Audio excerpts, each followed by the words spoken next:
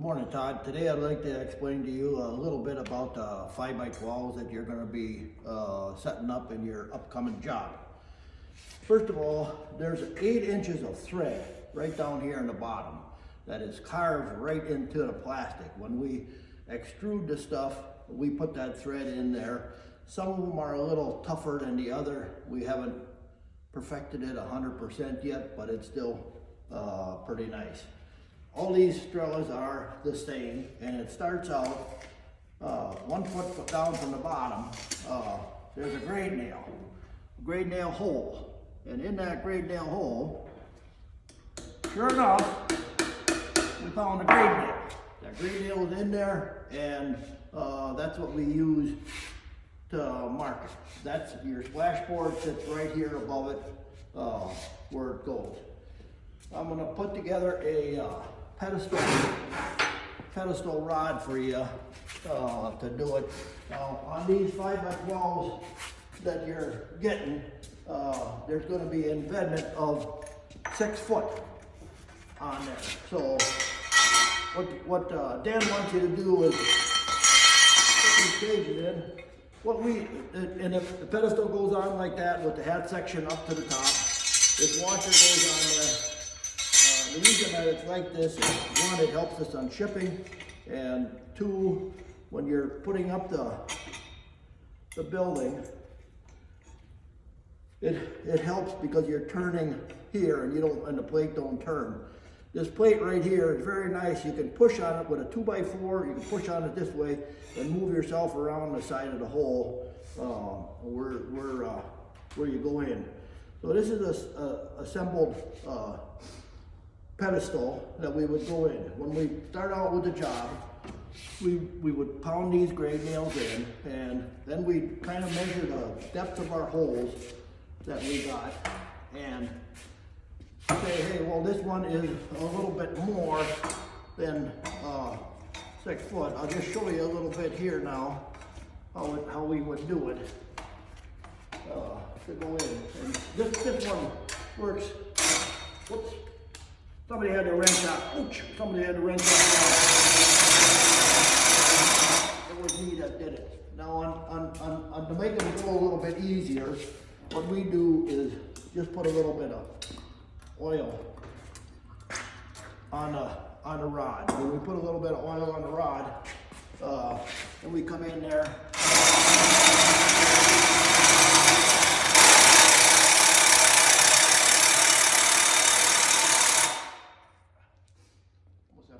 You almost have to have an oiler, but you only do it once, and you got your hole dug, and so you know how far it is, and now we would just hook our tape on here, and we happen to dig this hole perfectly at 6 foot. Well, sure enough, we're at 6 foot with this depth here. And because I didn't bend the cotter pin over, because I don't want to waste the cotter pin, it came out. But if you bend them over, they don't come out. And then I dropped it. I'll get it right here again.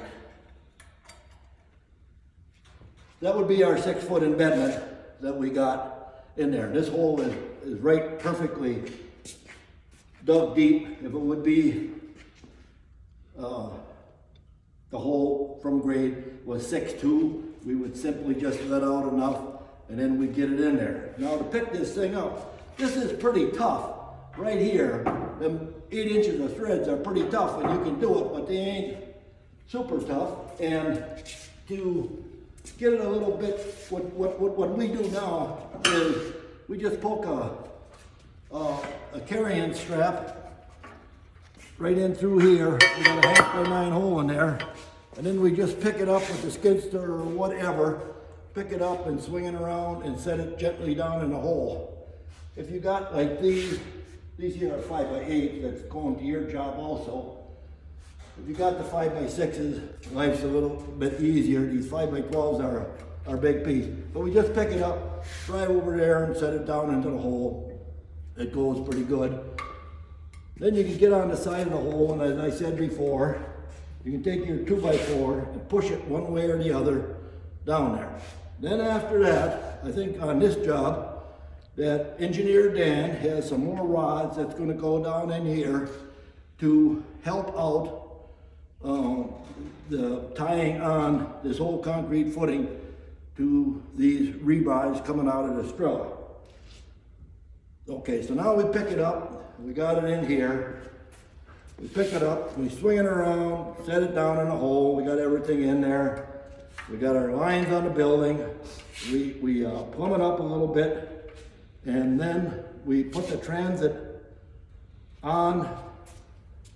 Now, a lot of these guys got rotating transit now. They put that rotating transit on that deal, and the little beeper goes off. They figured out that it goes off the grade nail, and then all we do is take this adjustment rod that Lawrence has there, and it's got that same notch on, put it inside the hole, and then we click on there, and lo and behold, this hole was dug a little bit too deep.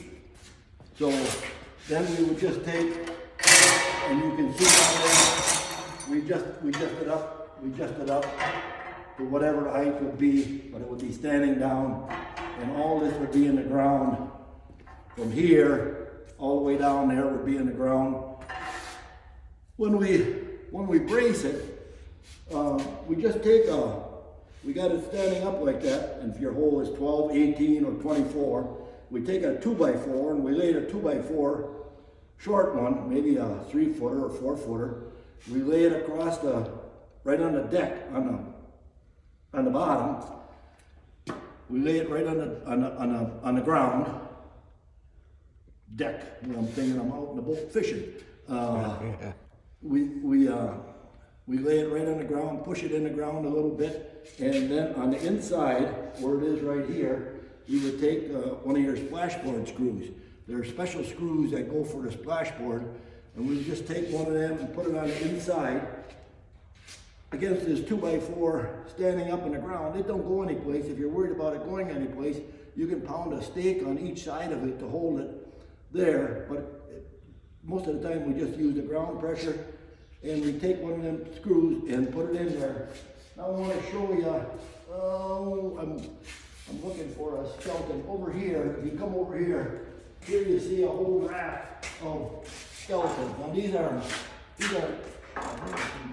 this one is pretty tight. I'll get this one out. So these skeletons are in there. Now this is a 5x8, and these skeletons are in there. So when you do it, you got to be a little careful. Here you show a little bit more plastic than it actually would be, but that's on the inside. You got it all right in here, and you can hit, and you aren't going to hit any rods. But if you hit these rods, your screw immediately stops. So they're all set up the same. Every one is the same. You can just imagine these big rods running right up straight and down here on this 5x12. 5x12, I think I sent some pictures out to Lawrence. I think I sent some pictures out to Lawrence and show you, we did a great big boat storage with these 5x12s, and we had a little bit more trouble with one of the newer ones. All these 8-inch threads there should work pretty good for you, but sometimes you got to use a little bigger drill or whatever, because we just aren't 100% perfect on our molding them when we make them molded. So good luck on the job, Todd. If you got any troubles or whatever, you sure can give me a call whenever, and we'll work her through. It's supposed to work. It's supposed to be much easier for you. And the ones that I did, maybe I've been working on about 25 or 30 of these jobs, and the first one was a little bit harder, but it's slowly getting better, and it's sure better than having this 5x12 poking up in the air 30 feet trying to plumb it up. The only brace that we really need for it is this one laying on the ground 2x4 with one screw in. Get the concrete in. When you order the concrete, well, when he comes, add a little water to it. Don't have it just a big old ball come down there and wants to knock it sideways or whatever. It can be a little moist. They don't specify the slump that has to be on the concrete. So you should be pretty good on it. Good luck, Todd. Don't forget, you give me a call anytime. Thanks.